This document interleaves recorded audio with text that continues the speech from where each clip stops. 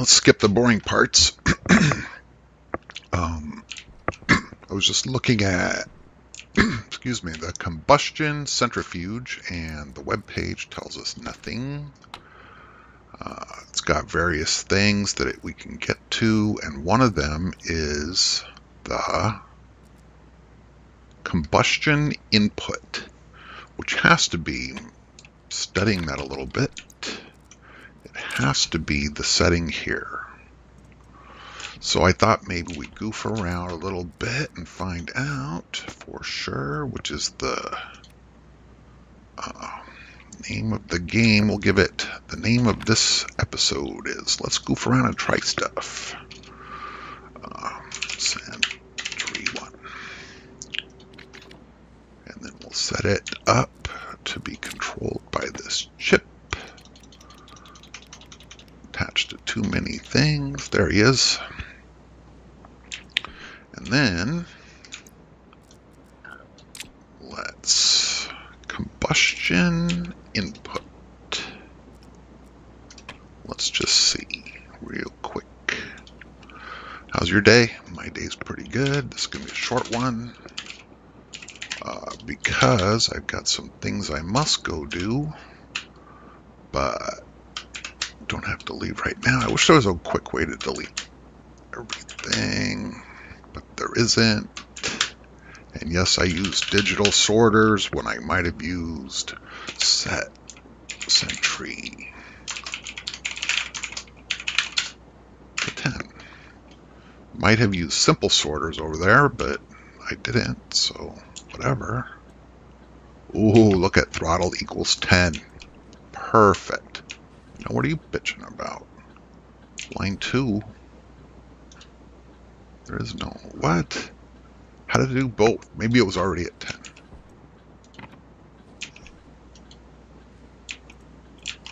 Yeah, you can't do that. That's not 10. That's not throttle. Where's throttle? Like I said, there's precious little on the... Precious little recorded anywhere. Pressure, temperature, lock. I guess we can set it to 10 and then find a value that is 10. That'll work. Or 0.1. Or something. No, not that. Throttle, 10. It's just like so. And if we come in here and say throttle 20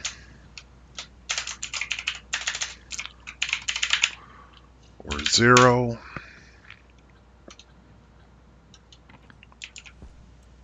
oh, that's got it. Set it to 10 and then turn it on. Oh, beautiful. That's the start of automation for the centrifuge. Lovely. So that's fun. And then what else is fun? I reworked my greenhouse. Like I said in the last episode, it's better than ever, although it's starting to get a little janky getting the routing for everything I wanted, but it looks all right. I can tolerate it. So as I was saying, whether it's the soybeans or the spuds, we have chutes capable of holding the seed while we're working on it. We have the output fruit for the 2 different flavors, and we have the oh shit recovery chutes for the 2 different kinds. On tracks with hydro Larry and a regular Larry. This is gotta be it, man. And then it goes out, and we'll look at where it goes out to on our way to the next fun thing. The next sort of fun thing is revisiting the Stirling generator. I put in the first experiment, I put 5 MPa, in the thing, and it blew up in our faces. And now we got 1.33, though we said we wanted 1, we have 1.33. So let's give that a shot, shall we? Got some very hot gas under very good pressure back here, collected from the generator. 40 MPa at 820 centigrade, and it's nothing to sneeze at. So we'll put that in there. Right now our windmill over there is producing, wow, 318 whole watts. Let's turn, he's on, I'm sure, but this one, the collection battery, starts to charge at 318 watts. Ooh, 400. All right, so let's see what happens. And we can watch this and really get a sense. I think it'll turn red when shit's going wrong. Now, why are we moving? Oh, because the exhaust is just like too close. Maybe we can stand over here. Oh, that's a lot of kilowatts. Watch the pressure, see if it blows. Don't blow up. Don't blow up. Everything's going to stabilize here in a minute. The numbers will stop moving significantly. Nothing red. Operating environment, operating efficiency. You know, that would be better if we kicked the hot air away from the thing. There's just no doubt that our temperature would be better. Working gas efficiency, 12 whole percent.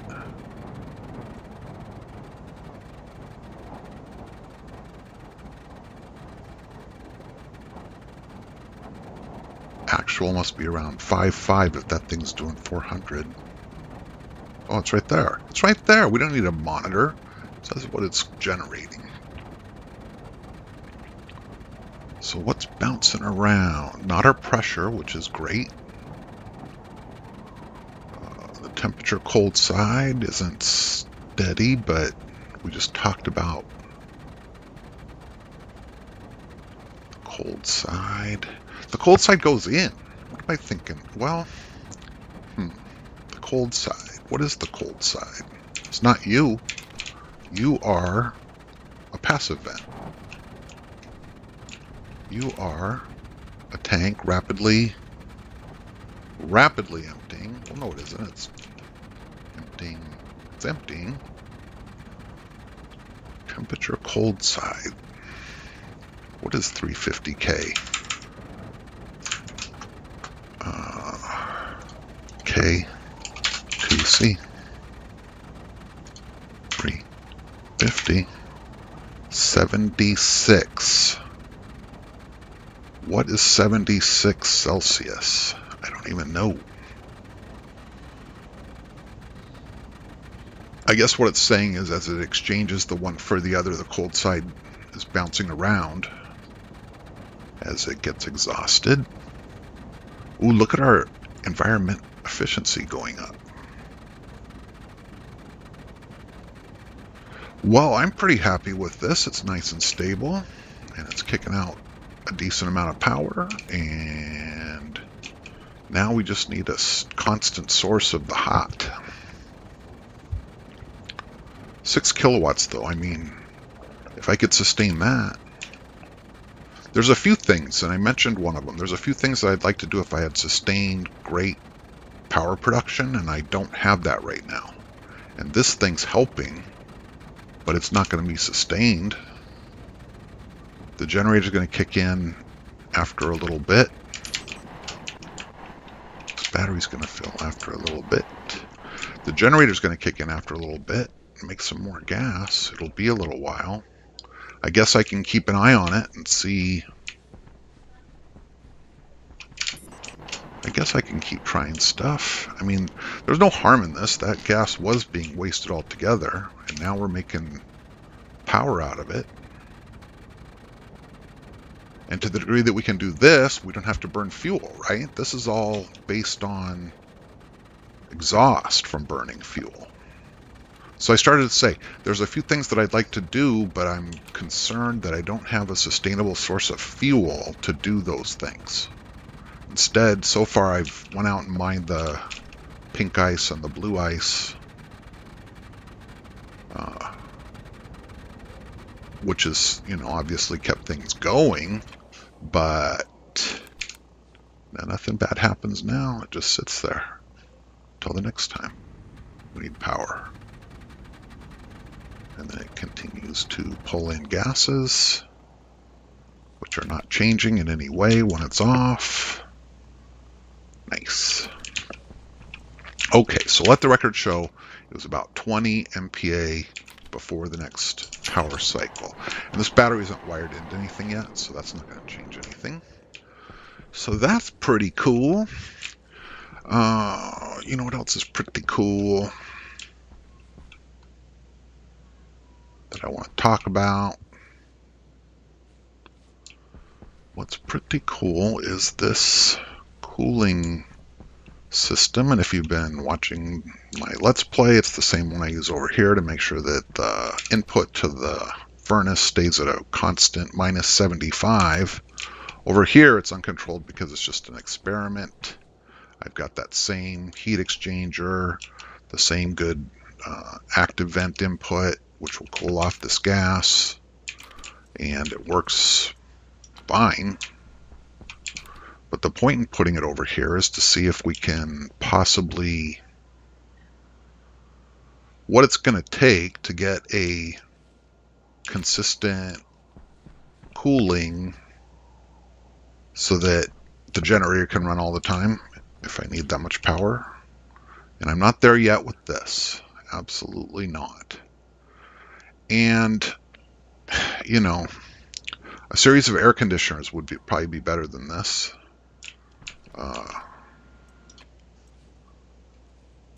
And it occurred to me along the way, who gives a crap? Well, it's fine to burn some of the generated power to keep the thing running. If it's 16 kilowatts before any load, and then the load takes it down to 14 or 10 kilowatts consistently, that'd be fine. And it comes back to fuel. It comes back to, I only have a certain amount of mixed fuel, and running anything continuously is going to be a problem. So what we need is a constant source of oxygen and volatiles. Volatiles I'll get from space. Oxygen, one way or another, I have to take them out of the atmosphere, right? I mean, I could get them from space too, but now we're burning fuel to get them, and blah, blah, blah. It'd be much better if we could figure out how to do this.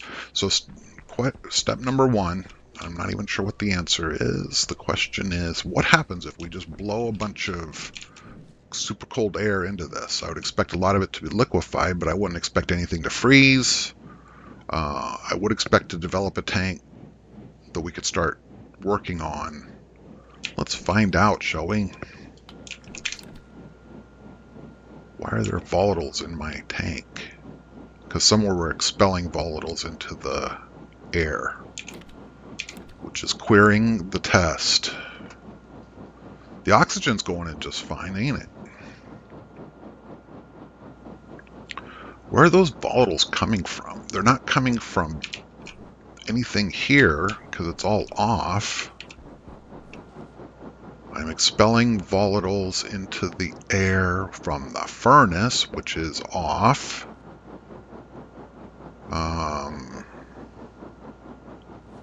The power generator doesn't even expel. It goes into that tank that we were looking at. Ooh, there's our liquid oxygen. There's our stress happening. But, look at that. Turn this off. That is a lot of oxygen, really. I mean, I worked hard to get... Didn't work hard. I had to go out and get some ice and then grind it up. And when I got it up to 12, I'm like, 12,000 moles of oxygen is a lot. I can go a long ways with that. And here, this volatiles question aside, the world has volatiles in it from who? These things outgas for no good reason.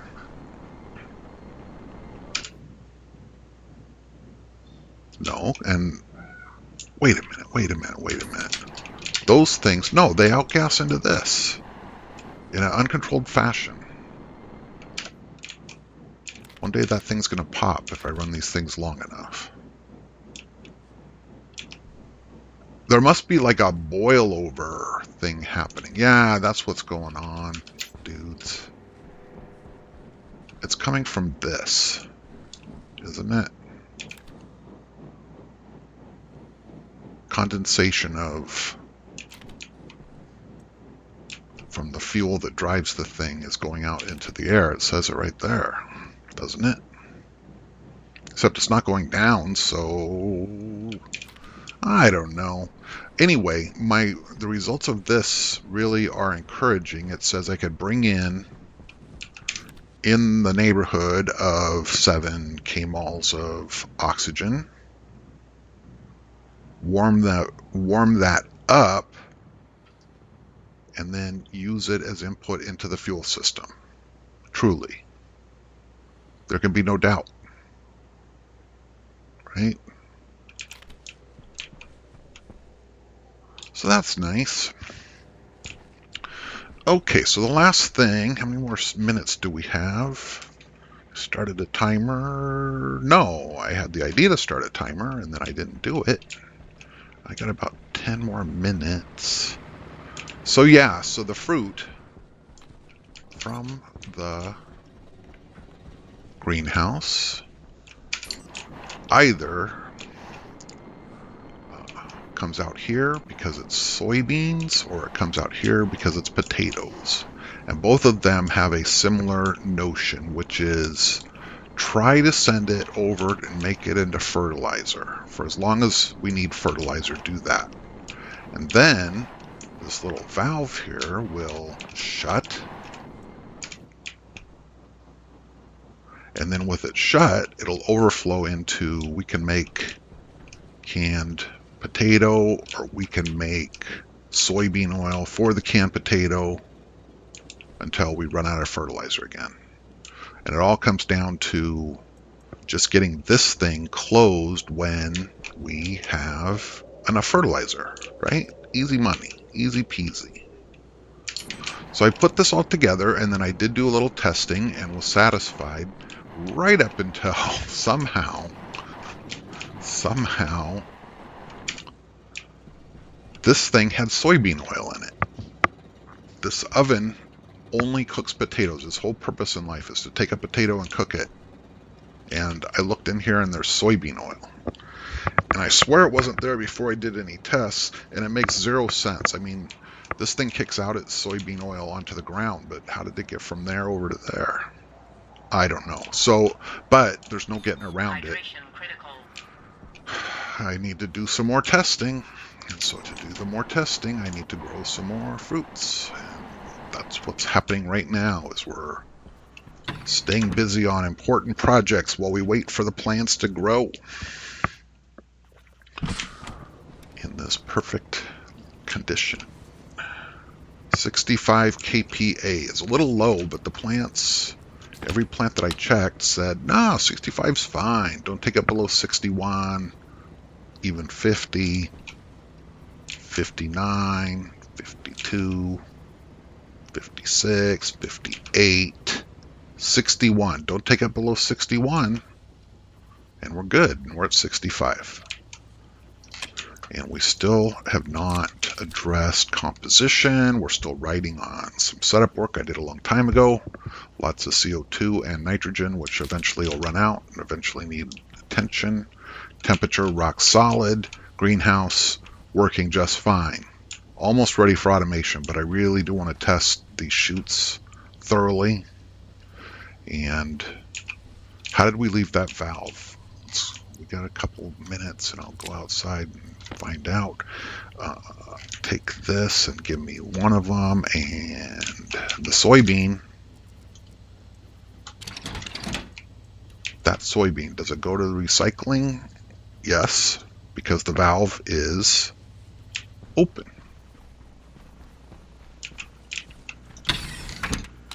So with 3, it's not going to be enough to overflow. With 3, it's going to be enough to load it up. And there's no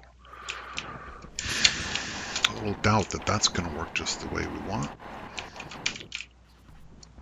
With the valve closed, the soybeans, all 3 of them are going to load that chute and be insufficient to see it go that way. So that's the end of that, and I think that's the end of the EP. I don't think there's anything else to talk about. I'm going to reroute my power. Right now, these things are just annoying. I never wanted them there. I put them there to survive. We're going to go with the master station battery that tells the story. As long as he's blue, everything's good. And then whether it's the generator or the windmills or whatever, they charge this bad boy directly. Or do the windmills charge this battery? I think the windmills will charge this battery so that I don't run the generator if there's been a storm until all the power generated by the storm dissipates. All the power generated by anything else dissipates. Then we'll start burning this limited fuel, this precious fuel, to run the generator. Yeah. And then this generator will run till the battery fills. And while it does it, it will provide the hot gas and heat action for the Stirlings. Yeah, that sounds pretty good, doesn't it? Anyway, I got a bunch more cable to run. It's all so